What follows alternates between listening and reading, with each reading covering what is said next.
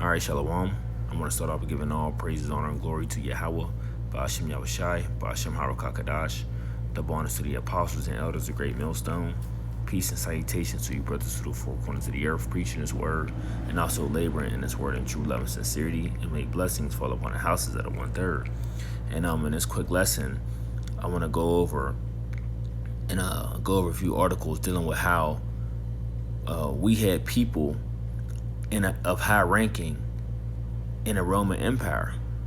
Okay, you had different Israelites that held different high positions. Some became emperors. Some became centurions. Some became officers, so forth and so on. Okay, and so I'm gonna go over just a few articles to show you.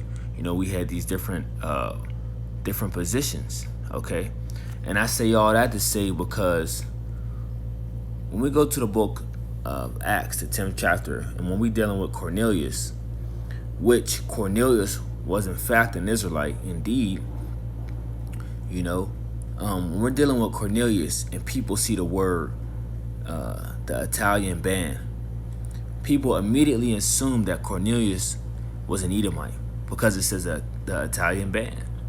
But Cornelius was an Israelite. Okay, he just had a position, right? He just held a position as a centurion of what? Of the band called the Italian band. That's it, right? An Israelite was the start and coming in of what? Of who? The Israelite foreigners. Okay? Cornelius, which was an Israelite, was the start of the coming in of the Israelite foreigners. Okay, so this is the book of Acts 10 verse 1. It says, there was a certain man in Caesarea called Cornelius, and centurion of the band called the Italian band. You see? So Cornelius, this is just stating, Cornelius's position. This doesn't make Cornelius an Edomite because he was a centurion of the band called the Italian band. No, all this is just stating the position he had. Verse 2, it says, a devout man and one that feareth the Most High with all his house, which gave much alms to the people and prayed to the Most High always. You see? So even when you look at the word devout, that goes into a person that reverences the Most High. Okay? And one that feareth the Most High. These characteristics, as far as devout and fear the Most High, that doesn't apply to Edomites. Edomites don't fear the Most High, right? There's no such thing as a devout Edomite, man. Because they don't truly reverence the Heavenly Father, who you people ignorantly call God Yahweh, or His only begotten Son Yahushai. They reverence, the fake deities that they have set up. Okay? That's who they reverence. But here, Cornelius, right, this devout man and one that feared the Most High with all his house, they were Israelites. And I believe it says he was of honest report, if I'm not mistaken.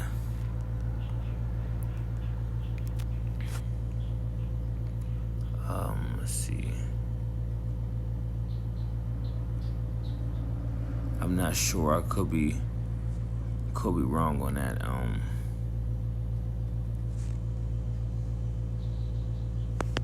Of a good report.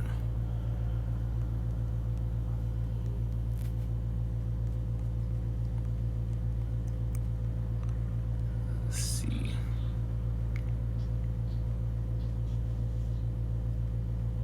Here we go. Yup, Acts 10 verse 22, it says, and they said, Cornelius the centurion, a just man and one that feared the Most High, and of good report among all the nation of the Jews, was warned from the Most High by an holy angel to send forth thee into his house to hear the words of thee. You see that? Okay. So Peter would end up being sent to Cornelius. So what? Cornelius can hear the word. All right. And like I said, Cornelius was the start and the coming in of the Israelite foreigners. Okay. Now, as I said before, don't get caught up on, because it says Cornelius, a centurion of the band called the Italian band. Don't get caught up on that position. Okay, that wouldn't make him, an Edomite. Okay. So without further ado, let's get into this quick articles. All right, and I'm going to jump down to the main points I wanted to get. So let's see.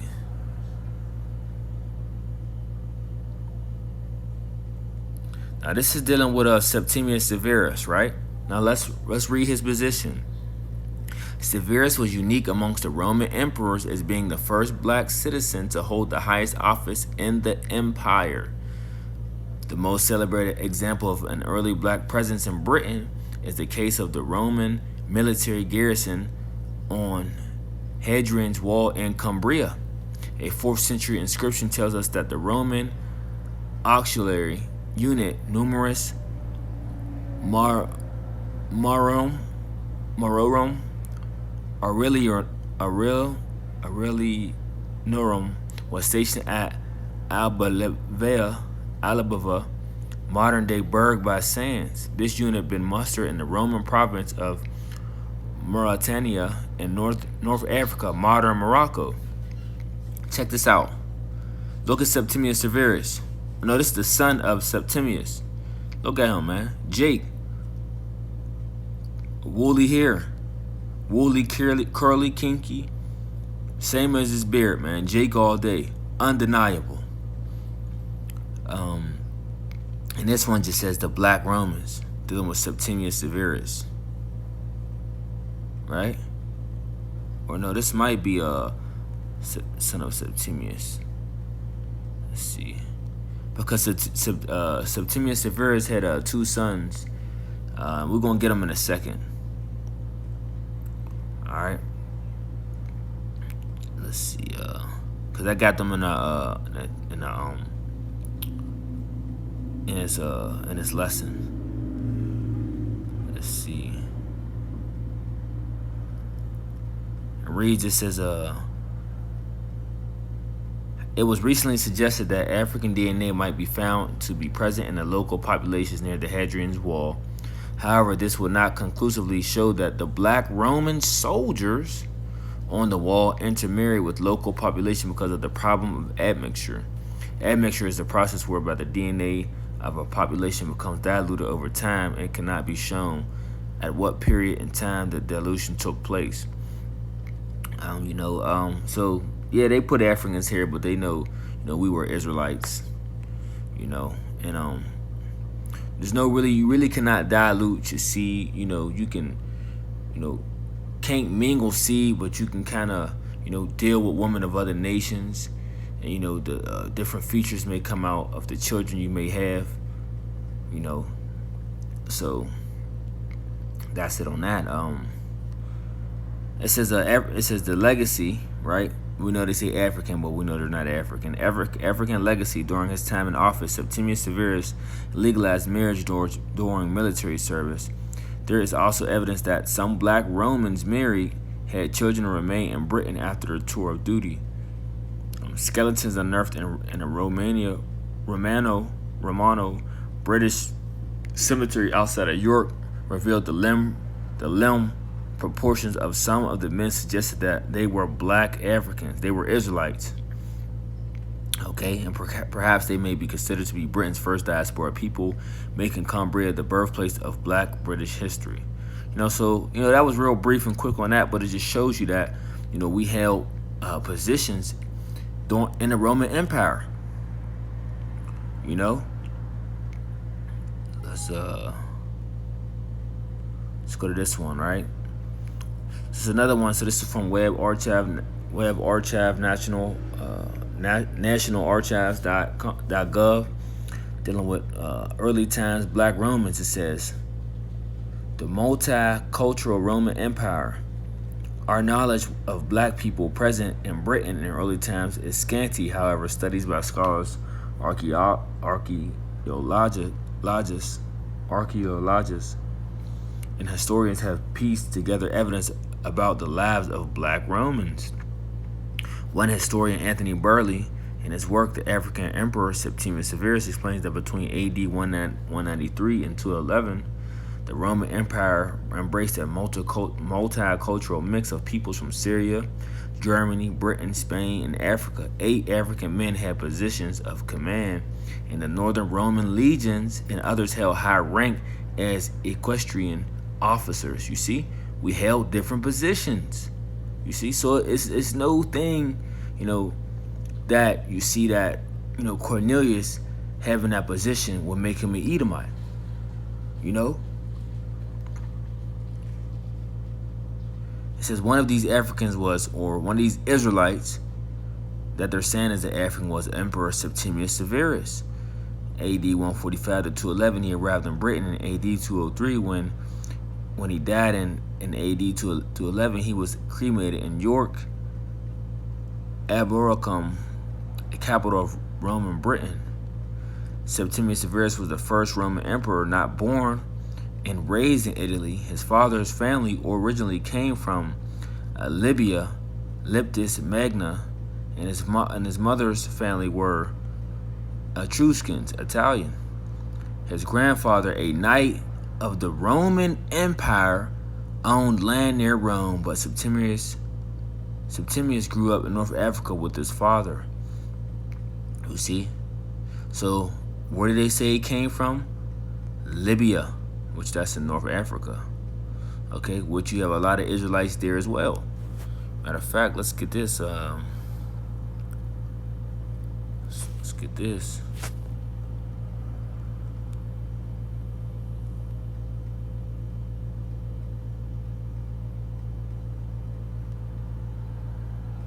Right?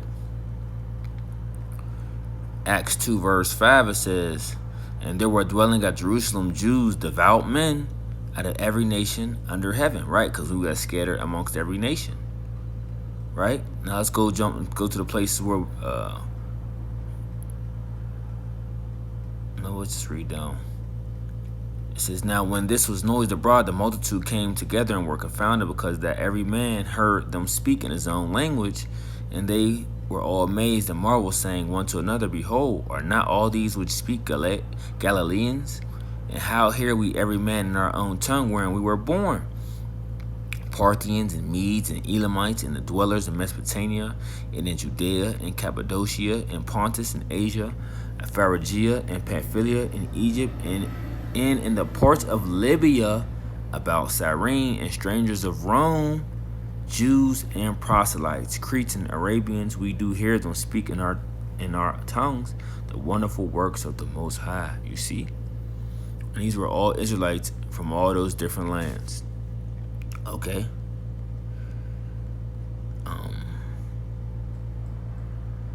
So it says, Septimius married Julia Domna, a Syrian daughter of the high priest. The name Domna is derived from the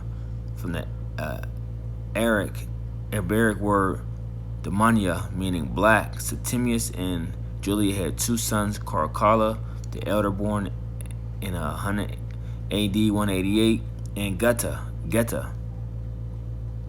Okay, it says because Septimius' ancestors were Roman citizens, he was entitled to be educated in Rome. So that's the point on that.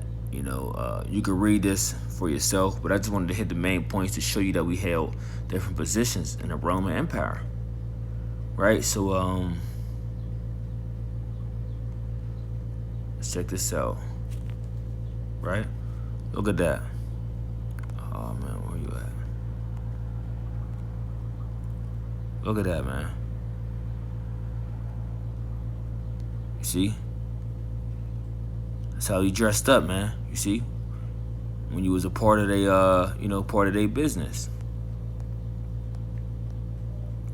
Let's see.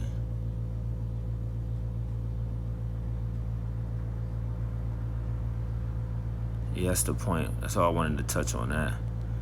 So there's really more good information on this to, just go into this to show you, dealing with Septimius Severus. So that's on that. So let's check out his son Caracalla. You see? Which became his predecessor. See? Look at his son, Jake all day. You know, look at that. Look like a Jake that's just mean mugging you because you just stepped on his shoes or something, right? But just to show you, look, what was he? An emperor of the Roman Empire. You see? And where is Rome? Rome is in Italy. You see? So you had Israelites all up in there. You know, all different positions. Okay, not only just officers and things like that, but we played our part as being tributaries to Rome too. You know, let's deal with where's his brother Geta. Look at that, man. See, all Jakes. And see what Esau like to do is Esau like to mess with their noses and things like that, trying to hide the truth.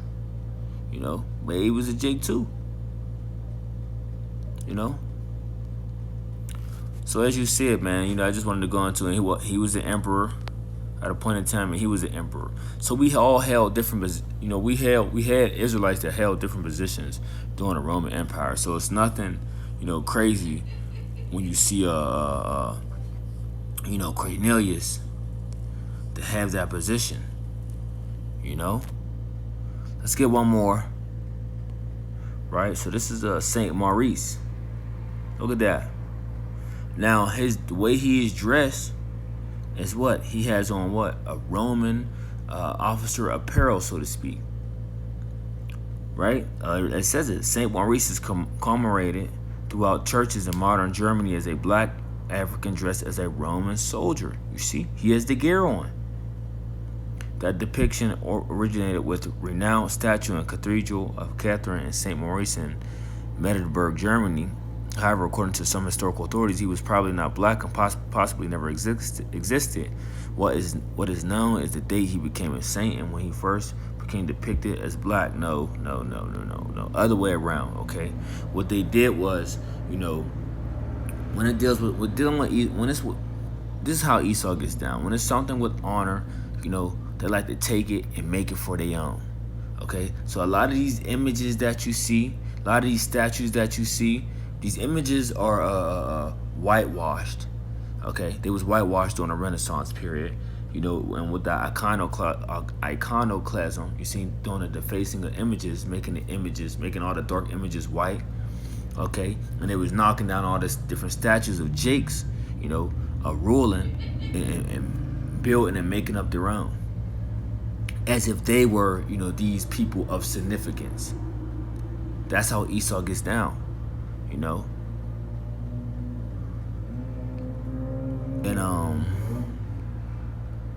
let's see, there's some more that says something.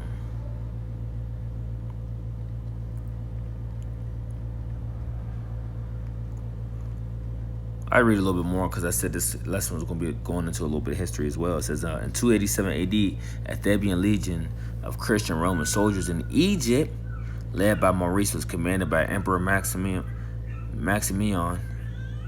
Hercules, 250 and 310 AD, to march to Agaunum, now the modern-day St. Maurice in Valais in Switzerland. Exactly what Maurice's legion was ordered to do, thereby the emperor was disputed. They were either required to participate in pagan rites or to harass and kill local Christians. As a faithful Christian, Maurice led Theban legion in refusing to obey the emperor's commands. You see? What were they? Followers of the Messiah. You see? And the Christians were called first Christians at Antioch. In response, the emperor punished the rebellious soldiers by dividing them into groups of 10 and selecting one from each group to be killed. When they continued to refuse the emperor's order, the remaining soldiers were again divided by 10, with every 10th man selected from execution. When the soldiers continued their defiance of the emperor's orders, he, frustrated as their ongoing resistance, had the entire legion killed. The earliest written accounts of this incident appear nearly 150 years later, by which time the church had declared Maurice a saint for his defiance of the emperor's orders.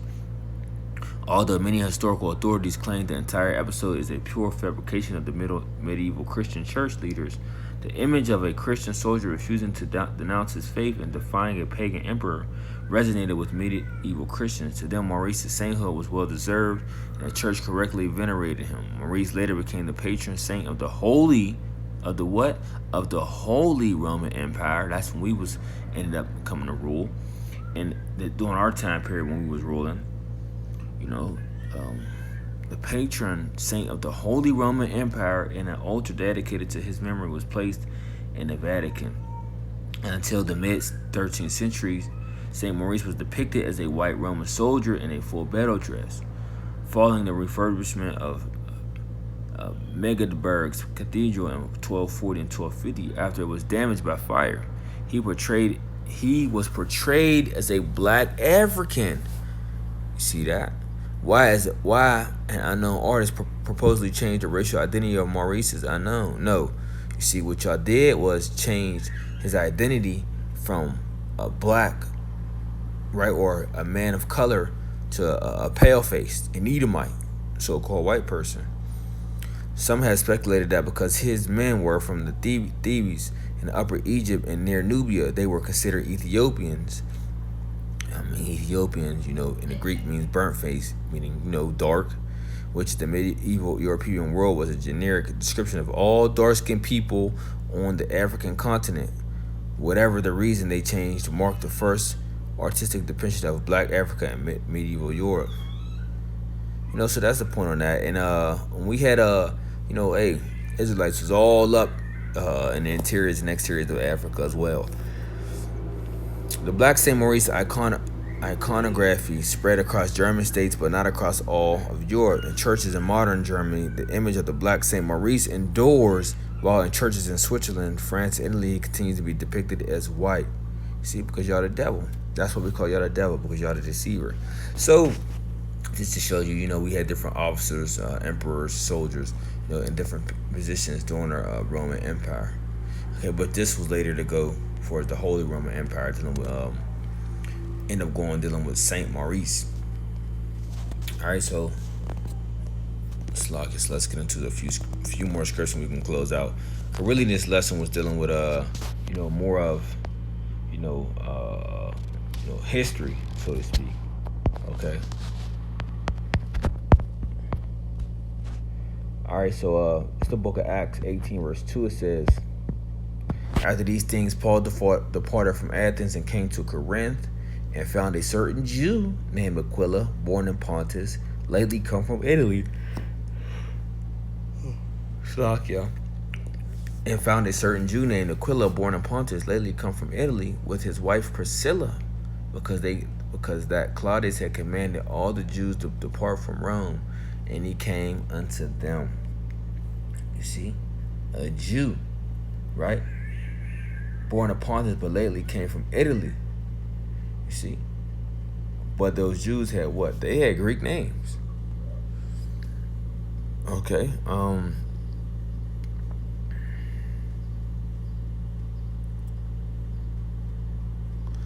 Hebrews 13, verse 24 says, salute all them that have the rule over you, and all the saints. They of Italy salute you. You see? Israelites all up in Rome. You see?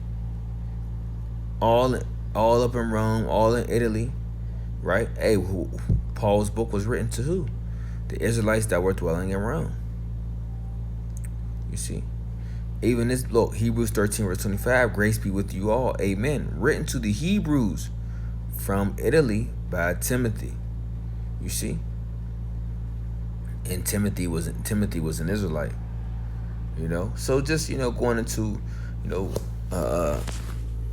dealing with Cornelius, being of the Italian band, being a centurion, that's just the position he held. Okay? And there's nothing more to it than that, okay? But in fact, he was still an Israelite by blood, So, this was just, I didn't get too many scriptures, but, the lesson